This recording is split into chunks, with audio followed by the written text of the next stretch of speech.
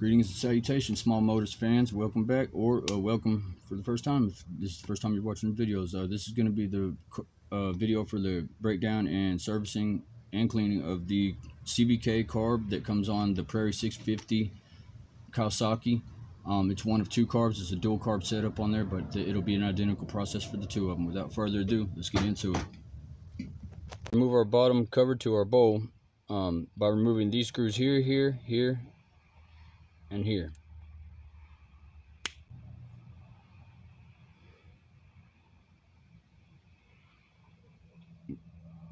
When you open it up, you will find that there is quite a bit going on inside of there, and we'll clean the bottom of this bowl out. But if you can see in there, there's phase separated fuel that is dried and it is nasty, so we'll get to that momentarily. Okay, now we'll want to start by removing our plunger that stops fuel from coming in our fuel inlet that's attached to our float. This is your float. This yellow thing is your float, and right here you will see these little metal prongs wrapped around this piece right in the middle there. That is attached to your plunger that is running down in through here to your fuel inlet over here. It goes through here.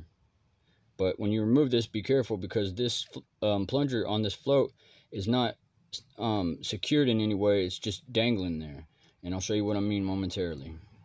To remove the float, what you'll have to do is loosen this screw right here, and it will come up. There's a pin that runs through there that this float pivots on, and I'll show you more about that momentarily.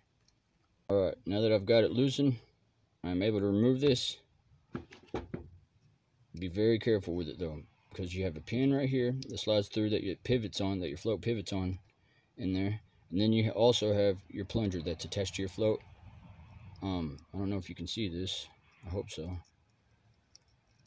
Like so. Put your float to the side, and this is what your plunger looks like.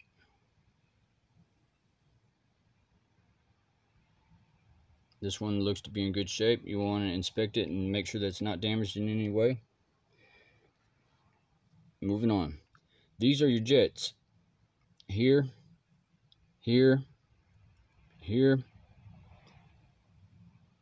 and this is a screw that helps you adjust your fuel mixture. To remove our jets, and to do so, we'll need a small crescent for our mid to full throttle jet, and it will, oops, and then next we'll do our idle jet.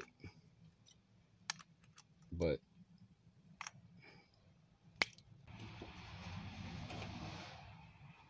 this is your idle jet. Remove it as well. These orifices where they were will also need to be cleaned thoroughly. More on that in a minute.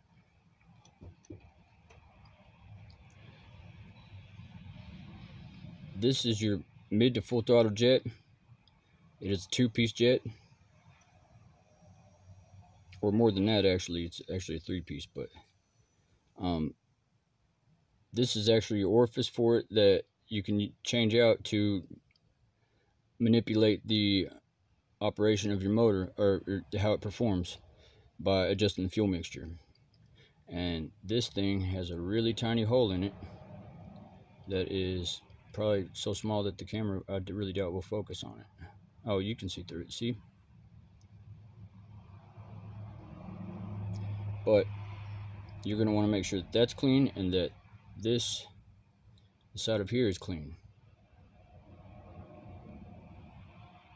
Now what this does is your needle will actually raise and lower and adjust the amount of fuel that can come out of this thing into your intake, into your motor, by either filling the void up with more material, brass material, slowly being lowered down into it. It actually is able to meter the fuel. Now, moving on. This is your idle jet, and it will need to be done the same way, cleaned thoroughly. so that you can see through it. This one, however, is not clean, so we will be doing that momentarily. There are holes on the side of it as well that help aerosolize the fuel. They will need to be cleaned as well. Alright, moving on. There are 4 screws on the top to remove this plastic cover to get to your diaphragm and your slide. That also houses your needle. Be careful when removing the top, because it is enclosing a spring and a diaphragm, which is what this is, as well as your needle in the bottom. And should just raise up out of there. How this works is when the motor creates vacuum, it pulls air in here and creates a difference in pressure between either side of the diaphragm, which either moves your slide up or down based on how much air you're letting in here, via a valve, a flap that you control with on your handlebars with your throttle lever. Now, when you remove this, set this aside. I can already tell there's a damaged piece here. See that sitting there loosely in the bowl? That's not good.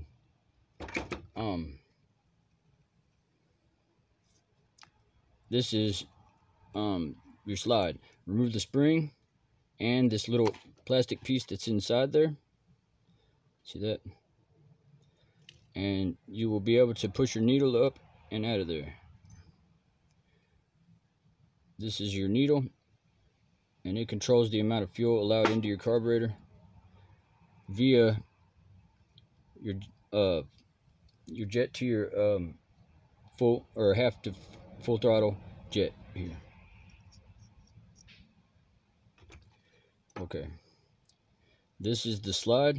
These particular carburetors have it attached to your diaphragm up here. There's also a little brass piece on your diaphragm here for these that meters some fuel right here on the carb that comes through there. This particular slide is very dirty. It's going to need to be cleaned very well. Okay, that's all the removals that we have to do at the moment.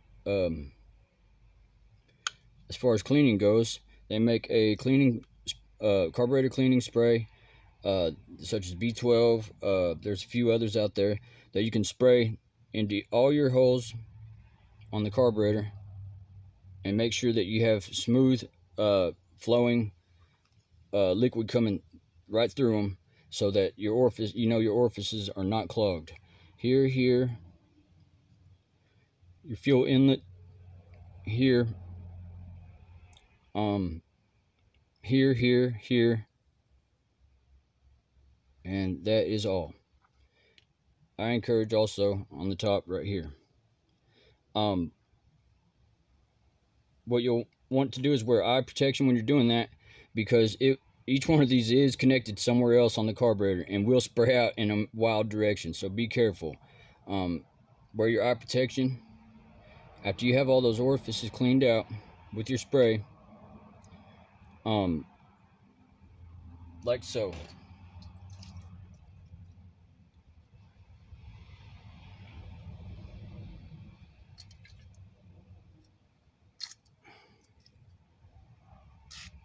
Now the B12 will have a straw. I only have just this can at the moment because I do it poor boy style, so y'all just bear with me, okay?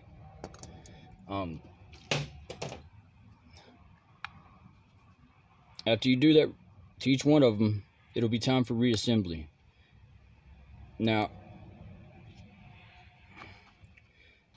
in case you don't remember, reassembly will go something like this. This mid to full throttle jet here. Your idle jet here. Next, you'll want to replace your float and your plunger.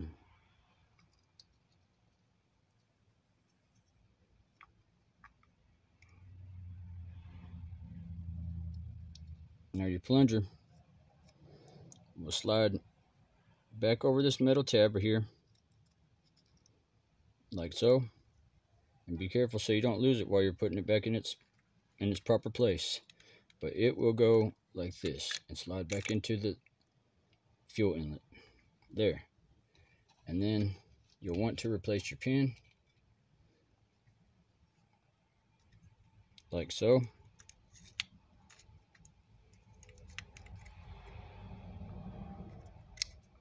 Oops.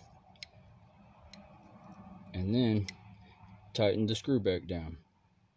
After you've done this and cleaned the bottom of your bowl out, which I have to do still,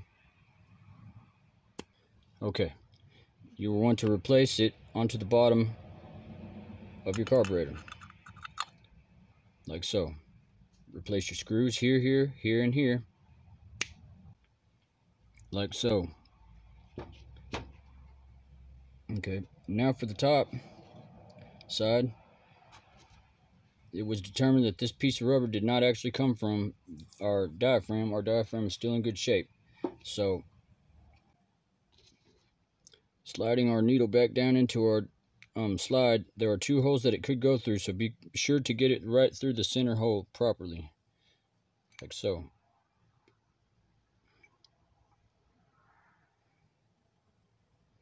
Now replace your spring, like so. And then there is a proper way to put the slide into the throat, and so your needle will go through your hole down in there. See? After you're sure that it's done that, be sure that your diaphragm is sitting in its correct spot before replacing its cover, like so. And replacing your screws. And there we go. Consider this carb fit for duty. Like and subscribe. I hope you will. I really could use the help.